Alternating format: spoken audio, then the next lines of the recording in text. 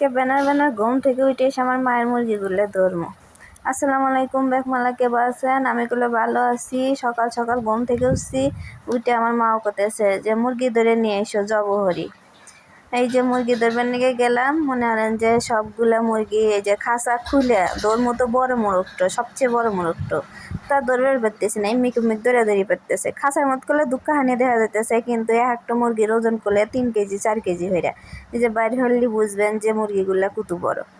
আমি কিন্তু এক হাতে ধরে রাখতে পারতেছি না, এক হলে ছেড়ে দিলে হারে আর ধরা যাবো না। দেখেন মুরগি, আমার মা মুরগিগুলা পালে এখানে আমাগর নাকি, আমরা যখনই বাদ যাই তখনই এবার একটা মুরগি ধরি আর জবহইরা খাই। ওই সবগুলা মুরগি করলে আমি জবহইরা খামো, সেই জন্য আমার মাও পালছে।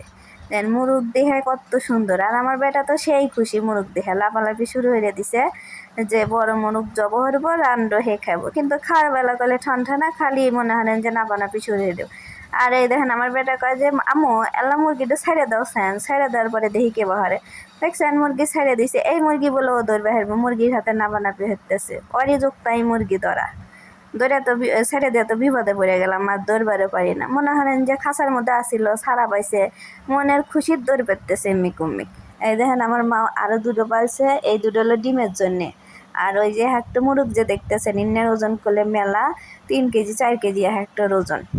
খালি মুরগি না, আমার বাপের বাড়িতে করলে সবই আছে। এই দেখেন আমগুলা, ওই যে কাটল গাছে কাটল। আর মনে হয় যে আমার বাপ যে আম গাছগুলা গাছছে, ব্যাগ খালি যায় আর কয় কি দেখো কত সুন্দর আম, সব মালাই খালি দেহে।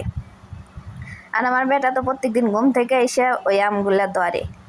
আর ধরবে গেলে মনে হয় যে আমার বাপের বাড়ি করলে ছোটোখাটো একটা বাগান বাড়ির নেকলা, সব গাছই আছে, আম কাটল থেকে শুরু করে সব গাছ। এই যে আবার গাছ গুনে দেখতেছেন, ইন্না করলে আমার বাপের গরু খিলানোর জন্য। আমার বাপ করলে মেলাডি হয়ে গরু পালে। আজকের ভিডিও এই